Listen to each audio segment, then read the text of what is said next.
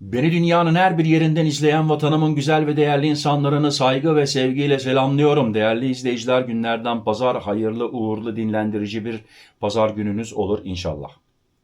Çalışanlara bol kazançlar, hayırlı işler diliyorum. Değerli izleyiciler, bugünkü konumuz maaş. Avrupa maaşları, Avrupa'da maaşların en yüksek olduğu ülkeler. Ben de bunu çoktan beri merak ediyordum. Liste çıktı. Yalnız bu listede değerli izleyiciler İsviçre yok. Neden İsviçre yok? Avrupa ülkesi olmadığı için. Ama tabii ki ben de İsviçre'nin ortalama maaşlarını size hazırladım. Ve bu haberin sonunda sizler de bu maaşları nasıl kazanabilirsiniz? İsviçre'ye nasıl gelebilirsiniz?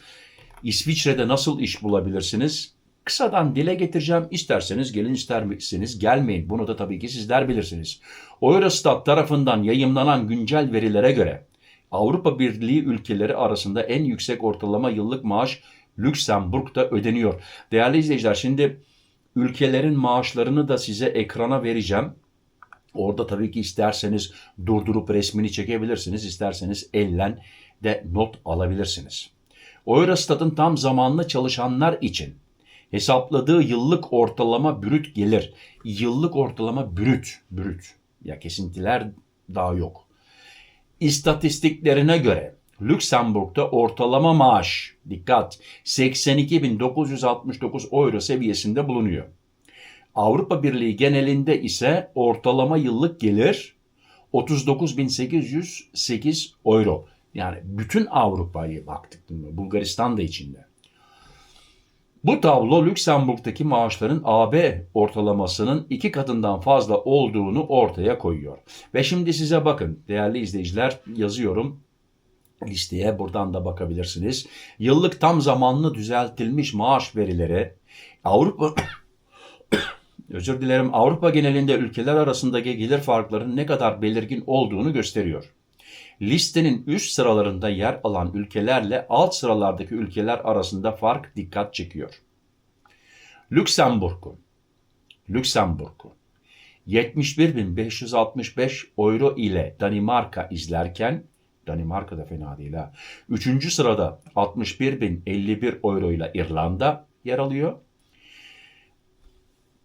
Belçika'da yıllık ortalama maaş 59.632 euro olarak hesaplanırken Avusturya 58.600 euro ile ilk 5 ülke arasında bulunuyor. Peki Almanya?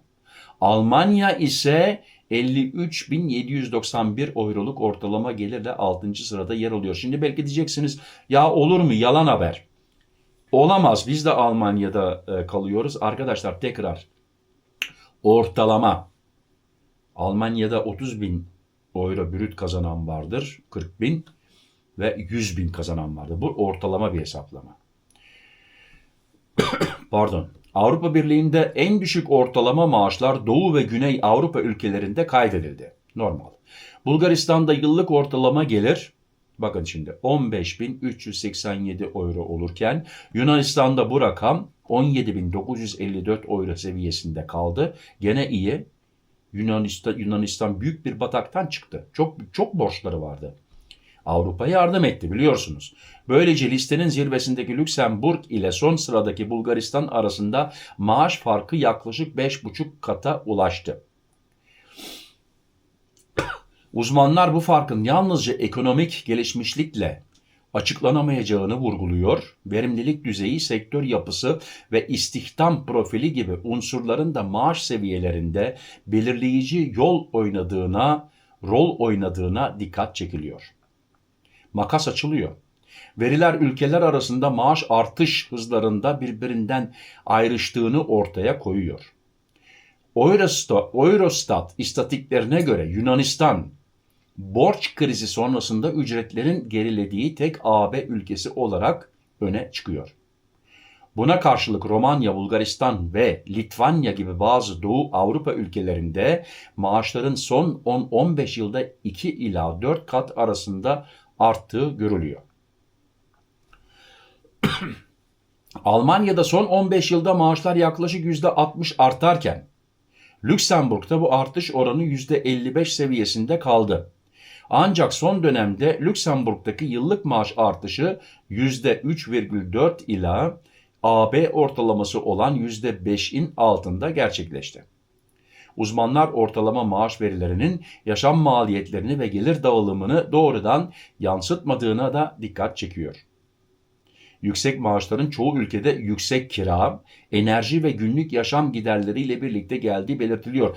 Değerli izleyiciler, yani Lüksemburg'da çok para kazanıyorsanız sonunda yani cebinizde de çok çok çok kalacak değil. Orada da tabii ki her şey daha pahalı. Satın alma gücüne göre fark azalıyor. Maaşlar ülkeler arasında yaşam maliyet farkları dikkate alınırken hesaplandığında tablo önemli ölçüde değişiyor. Satın alma gücü standartı PPS kullanılarak yapılan değerlendirmeler nominal maaşlara kıyasla ülkeler arasında farkın daha sınırlı olduğunu gösteriyor. Bu yönteme göre tam zamanlı çalışanlar için düzeltilmiş yıllık maaşlar Yunanistan'daki 21.644 PPS ile en düşük seviyede bulunurken Lüksemburg'da 55.051 PPS ile en yüksek değere ulaşıyor. Nominal maaşlarda 5 katı aşan fark satın alma gücü dikkate alındığında yaklaşık 2,5 kata geriliyor. Satın alma gücüne göre yapılan sıralamada Lüksemburg yine zirvede yer alırken, yani Lüksemburg'da maaşından en çok ürün satın alabiliyorsun. Lüksemburg'da oturursan.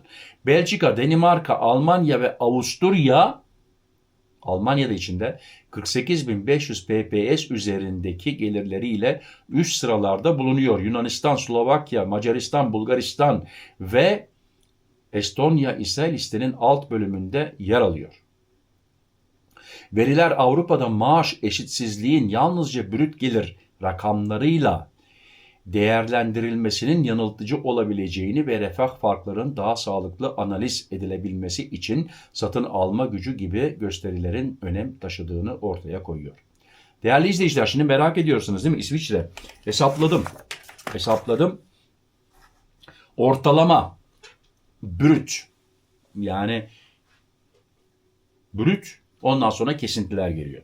İsviçre'de senelik normal %100 çalışan birisi için ortalama diyorum, bakın. Bundan az alan var, bundan 2 katını alan da var. 80.000 frank ile 95.000 frank. Euro için, euro ile hesapladık mı azıcık daha fazla yapıyor. Çünkü doğru, evet, daha fazla yapıyor çünkü frank daha kuvvetli. 80.000 frank ile 95.000 frank brüt maaş alınıyor. Şimdi diyeceksiniz, peki hiçbir meslek öğrenmemiş birisi bu maaşı alabilir mi? Değerli izleyiciler, 80.000 frank alabilmesi için aynı yerde senelerce çalışması lazım. Çok dürüst çalışması lazım. Çok iyi çalışması lazım. Gerçekten kendini göstermesi lazım o brüt maaşa ulaşabilmesi için. Almancası perfect olması lazım. Okuma ve yazılı olarak çok iyi olması lazım. Yani e-maillere cevap verecek. Efendime söyleyeyim, tabii diplomalı birisi olursa bu 80.000 ile 95.000 frank alma şansı var. Bakın, bana yorumlarda saldırmayın. Tekrar söylüyorum. Bundan az alan var. Ayda 4.200 brüt alan var. Ama ayda tabii ki 8.000, 9.000 alan da var. 12.000 frank alan da var. Peki diyeceksiniz, ya benim ne işime yaradı? Tekrar birkaç kere dile getirdim. Avrupa ülkesi değil İsviçre. Ama sen AB ülkesinde kalıyorsan, AB ülkesinde çalışma müsaaden varsa, oturma müsaaden varsa, İsviçre'de Schengen anlaşmasıyla şöyle bir anlaşma var.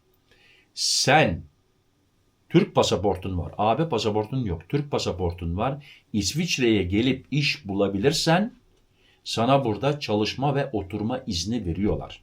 Yalnız bir şirketle anlaşma yapman lazım. İş bulman lazım. Burada bir yerde iş bulabilirseniz çalışma müsaadesi alıyor. www.chops.ch oluyor. www.chops.ch, oradan bakabilirsiniz. Çeşitli işler var. Değerli izleyiciler, teşekkür ederim. Kendinize dikkat edin, sıhhatinize dikkat edin. Sıhhatli kalın, benimle kalın. Hoşça kalın. Murat.